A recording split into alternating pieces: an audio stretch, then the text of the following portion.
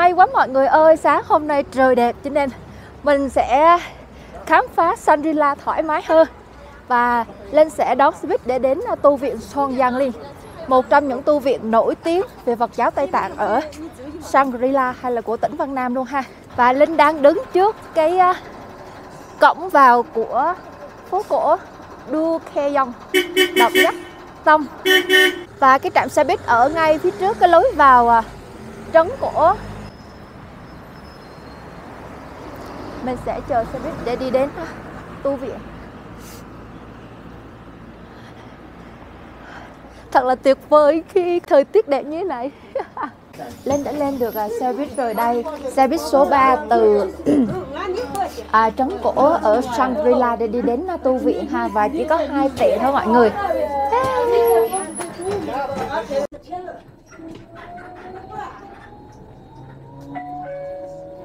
上车的乘客请主动刷卡扫码或投币2元，车上不设找点，请自备补钱。上车后请往里走。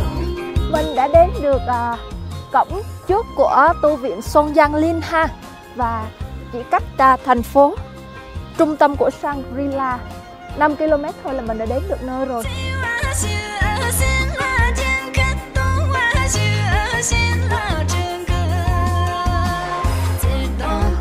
Mua vé ở đây. Cho nên Linh đã cầm trên tay chiếc vé để lên tu viện Son Giang Linh ha. Và 75 tệ. Linh thấy trên mạng là 115 tệ lận. Không biết là trong này cái vé này là đã bao gồm xe buýt đi lên kia chưa ta? Hy vọng là có ha. Mình cùng lên tu viện nào cả nhà ơi.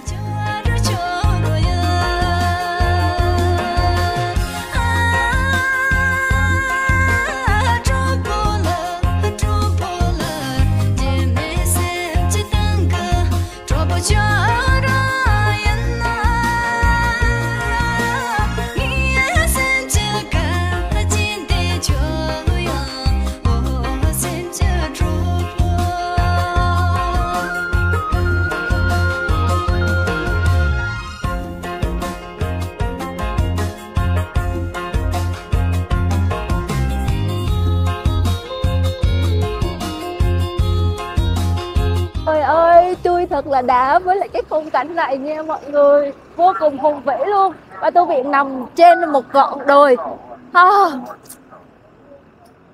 Lần đầu tiên thấy một cái cảnh tượng nó tuyệt vời như thế này.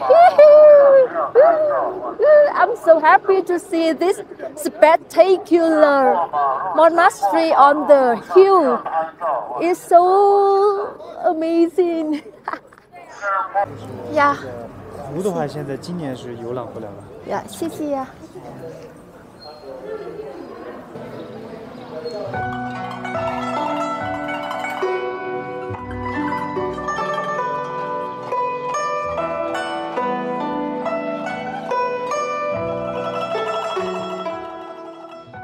Tu viện Son Giang Linh có tên tiếng Việt là Tôn Tán Lâm ha. Và đây là một trong cái tu viện Phật giáo Tây Tạng lớn nhất của tỉnh Vân Nam luôn. Tu viện này thì được mô phỏng theo cái kiến trúc của cung điện Potala ở Lhasa, Tây Tạng. Qua cái quá trình dài của lịch sử cũng như thời gian thì tu viện đã bị phá hủy rất là nhiều nhưng mà đã được khôi phục. Và hiện tại mọi người có thể nhìn thấy đây, rất hoành tráng luôn. Và rộng đến 30 hectare, cực kỳ rộng luôn. Wow. Mọi người có thể nhìn thấy bậc thang cao tầng ngọn kia không? Và cái điểm đầu tiên khi mà mình bước lên 146 bậc thang đó là cái hội trường chính. Đây chính là cái nơi mà sẽ diễn ra những cái buổi cầu nguyện hàng ngày. Và có thể chứa lên đến 1.600 lạc ma ngồi thiền lận đấy mọi người.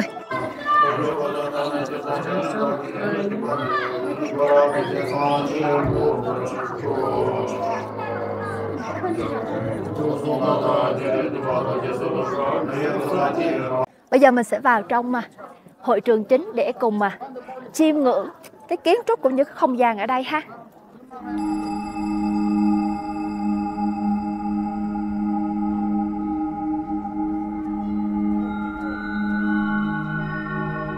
Sảnh chính của tu viện có đến 108 cây cột hùng vĩ. Đây là con số tốt lành trong Phật giáo, cùng những bức bích họa rực rỡ ở hai bên điện. Linh phải nói là nó đẹp một cách rạng ngời, mô tả những câu chuyện và truyền thuyết về Phật giáo. Nơi đây như một bảo tàng nghệ thuật chứa đầy những kho báu, có rất nhiều những tượng Phật bằng vàng, đèn vàng, những bài kinh Tây Tạng, những lư hương bạc, vân vân. Tất cả đều là những bộ sưu tập tuyệt vời đã được tích lũy từ mỗi triều đại. Và đây là những sản phẩm quý giá do người dân của cả hai dân tộc Tây Tạng và dân tộc Hán tạo ra.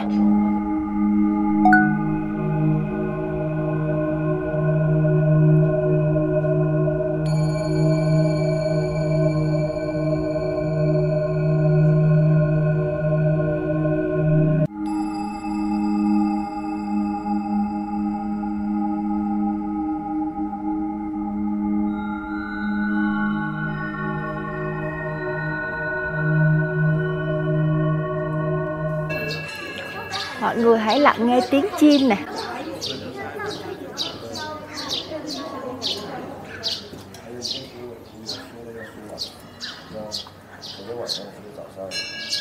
Linh đã lặng người trong không gian này, không chỉ là sự thiêng liêng, độc đáo trong kiến trúc và Phật giáo Tây Tạng, mà còn bởi cảnh sắc, những thanh âm thiên nhiên trong trẻo ở nơi đây, khiến lòng như dịu lại, thả trôi theo giai điệu thuần khiết này.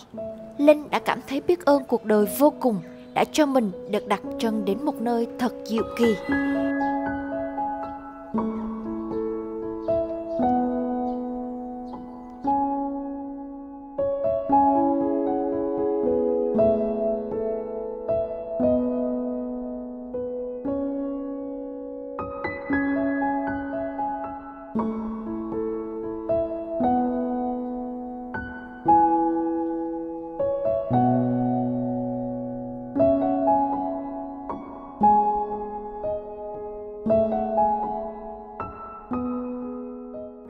Những công trình chính nằm ở trung tâm của tu viện, còn có đến 8 trường đại học đứng bên cạnh sảnh chính, nên mọi người cứ thông dong sẽ khám phá được rất nhiều góc nhỏ, tâm linh và thiêng liêng như thế này nhé.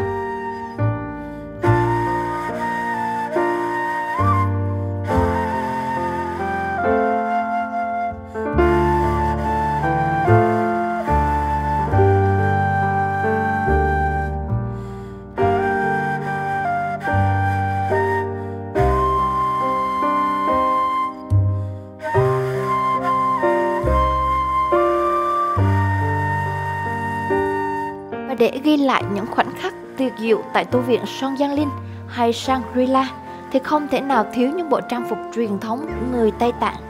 Mọi góc cạnh ở đây Linh thấy đều quý giá để ghi lại hết nha.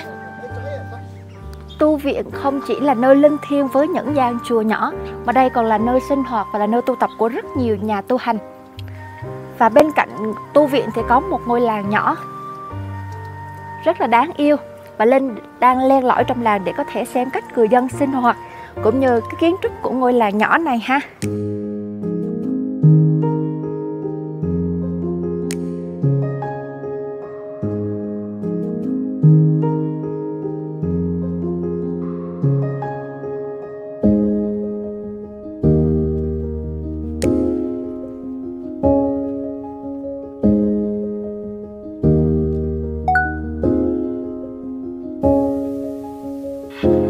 Ở đây người ta đang làm đường. Và mấy bác mấy chú này đang khiêng xi măng cát ở trên lưng để đèo lên trên công trình và hoàn thiện cái đường ha. Và đối diện với tu viện sẽ có một cái hồ trong xanh và khá là rộng, và cái khung cảnh hơi bị đỉnh luôn. Và ở đây sẽ có một cái con đường bao quanh hồ như thế này để cho mình đi bộ ha. Và từ ở phía xa kia thì mình có thể phóng tầm mắt để có thể nhìn toàn cảnh của tu viện nằm trên đỉnh đồi.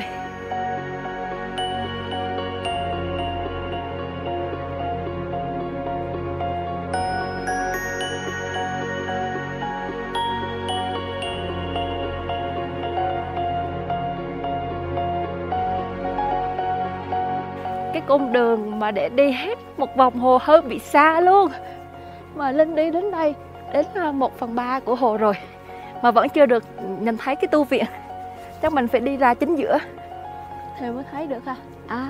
Wow, mọi người đã nhìn thấy chưa? Sau lưng Linh nè.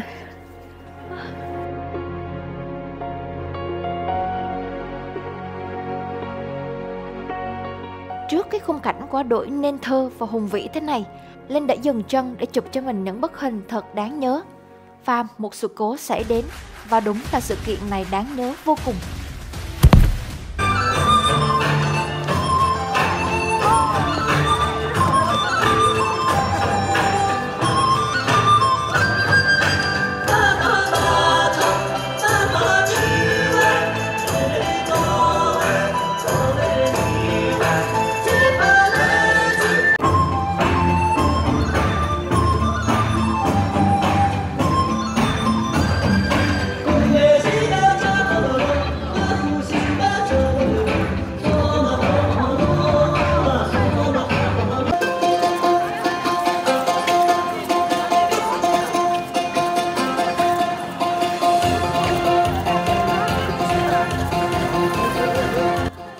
Gác lại những đau thương đó, Linh đã di chuyển đến hồ Napa và những khung cảnh khác, nhưng đã không thể ghi lại được những thước phim do máy quay đã bị hư. Và Linh quay về Trấn Cổ, tận hưởng những giai điệu sống động cùng người dân cũng như khách du lịch tại quảng trường trung tâm. Và ghé thăm một số cửa hàng bán bánh kẹo dắt, và những thước phim này được quay bằng điện thoại. Hy vọng là chất lượng vẫn tốt để mọi người trải nghiệm tiếp cuộc hành trình cùng Linh nhé. Và ngày Linh rời đi thì trời mưa tầm tã xối xả như vậy nè.